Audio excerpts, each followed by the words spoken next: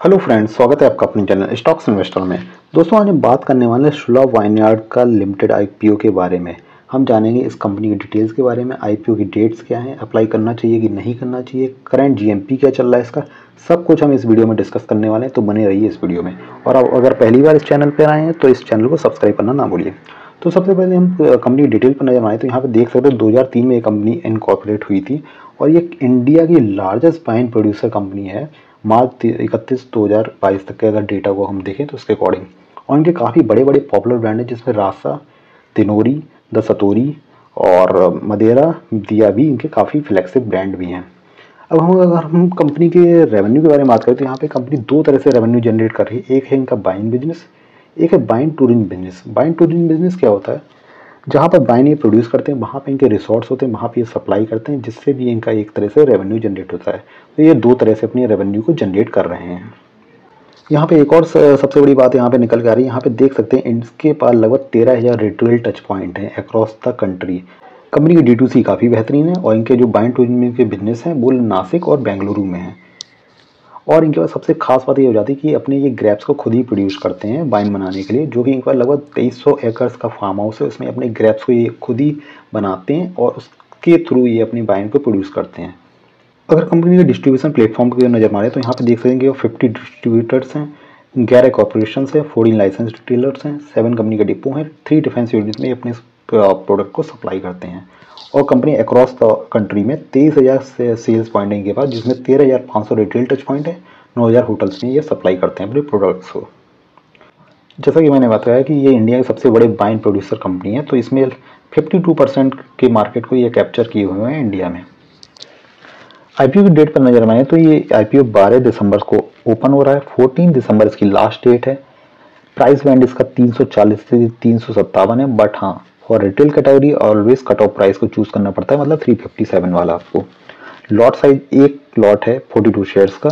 Listing इसकी BSE और NSE दोनों पर होने वाली है।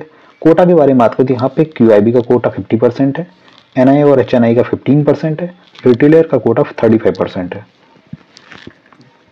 इवेंट डेट के बारे में बात करें तो यहाँ पे देख सकते हो ओपनिंग इसकी 12 दिसंबर को हो रही है, क्लोजिंग 14 दिसंबर को, अलॉटमेंट आपको 19 दिसंबर को होगा, रिफंड आपका 20 से शुरू हो जाएगा, बट हाँ एक और 2 दिन अगर वेट करना पड़े तो कोई घबराने वाली कोई बात नहीं है। शेयर्स डीमैट अकाउंट में 21 दिसंबर को आ जाएंगे और लिस्टिंग इसकी एनएसई और बीएसई पर 22 दिसंबर को होगी। अलॉटमेंट और लॉट शेयर्स के अगर और डिटेल के बारे में नजर आए तो यहाँ पे देख सकते हैं रिटेल कैटेगरी में आपको एक लॉट अप्लाई करने के लिए लगभग 14,994 रुपये का इन्वेस्टमेंट करना पड़ेगा। और 13 अगर लॉट अगर अप्लाई करने तो लगभग आपको मैक्स एक तरह से 2 लाख के करीब आपको इन्वेस्टमेंट करना पड़ेगा। बट हाँ ये ओवर सब्सक्राइब होने का पूरा चांस है, तो आप इसमें एक ही लॉट अप्लाई करें तो वही सफिशियंट हो जाएगा। एचएनआई कैटेगरी का आपको 14 लॉट कम से कम अप्लाई करने हैं, जिसमें लगभग 2,10,000 का इन्वेस्टमेंट, और 67 लॉट आप मैक्स टू मैक्स अप्लाई कर सकते हैं, जिसमें आपको लगभग 10 लाख के करीब का इन्वेस्टमेंट करना पड़ेगा। अगर कंपनी के फाइनेंशियल पर नजर मारे तो यहाँ पे देख सकते हैं कंपनी 31 मार्च 2020 से लग के 30 सितंबर 2022 मतलब 2.5 साल का डेटा है हमारे पास, जिसमें कंपनी का टोटल एसेट्स उस टाइम पे 831 करोड़ के थे और जो कि इस टाइम पे लगभग 770 करोड़ के हैं। कंपनी का कर्जे के बारे में बात करें तो इनके पास लगभग 214 करोड़ रुपए का कर्जा इस टाइम पे है। पर हाँ इन्होंने अपने कर्जे को यहाँ पे कम किया है, क्योंकि इनके 2 साल पहले अगर देखें तो यहाँ पे लगभग इनके कर्जे लगभग 350 करोड़ के आसपास थे। कंपनी के रेवेन्यू के बारे में बात करें, रेवेन्यू इनका फ्रॉम लास्ट अगर ईयर से कंपेयर करें तो यहाँ पे रेवेन्यू इनका जंप हुआ है, मतलब एक तरह से 160 करोड़ से 225, मतलब अच्छा खासा इनके पास लगभग 60 से 70 करोड़ का एक तरह से जंप देखने को मिला है, जो कि ठीक ठाक बात हो सकती है आईपीओ के लिए। कंपनी का सबसे बड़ा निगेटिव जो रीजन है लाने का इस आईपीओ को, वो इसमें बता दिया गया है कि जो शेयर होल्डिंग पैटर्न को वो कम कर रही है, जो कि काफ़ी निगेटिव बात हो जाती है इस कंपनी के लिए। कोई भी नया एक्स्ट्रा शेयर नहीं आ रहा है मार्केट में, तो एक तरह से अगर ये एक्स्ट्रा शेयर्स को लाते तो अपने जो भी इनके पास डेप्थ है उसको थोड़ा कम कर पाते।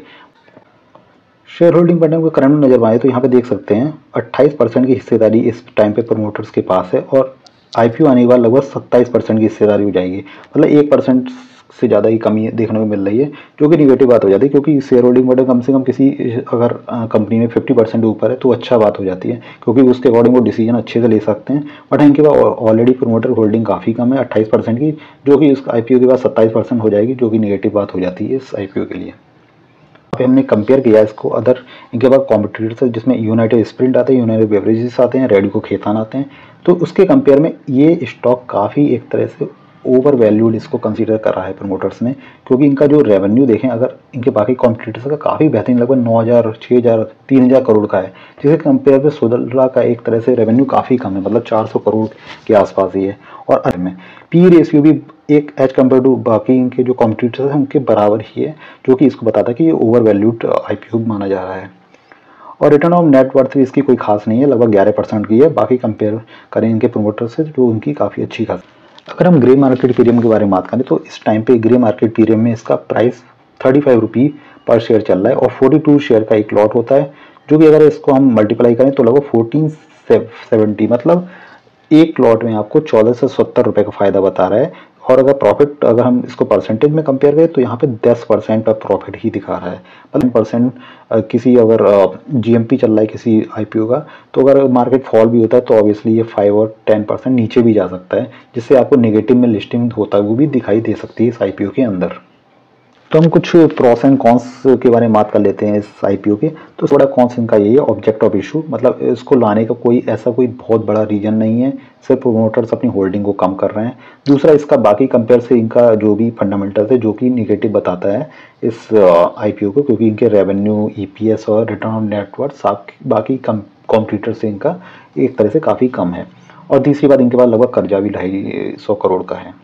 अगर हम प्रॉन्स के बारे में बात करें तो इसका प्रॉन्स एक तरह से ये इंडिया की सबसे बड़ी और सबसे बड़ा मार्केट उन्होंने कैप्चर किया 52% का इंडिया में वाइन का, क्योंकि वाइन एक प्रीमियम सेगमेंट में, मतलब काफ़ी प्रीमियम लोग ही पीते हैं, बियर, विस्की वगैरह तो नॉर्मल लोग भी पीते हैं, तो वाइन का बिजनेस थोड़ा प्रीमियम सेगमेंट का है, तो इसमें 52% का मार्केट को कैप्चर किया, जो कि स्ट्रिक्ट और अच्छी बात हो जाती है इस आईपीओ के लिए। अगर मेरे पर्सनल डिसीजन के बारे में बात करें इस आईपीओ के लिए, तो मैंने अभी कोई डिसाइड नहीं किया इस आईपीओ में अप्लाई करने के लिए।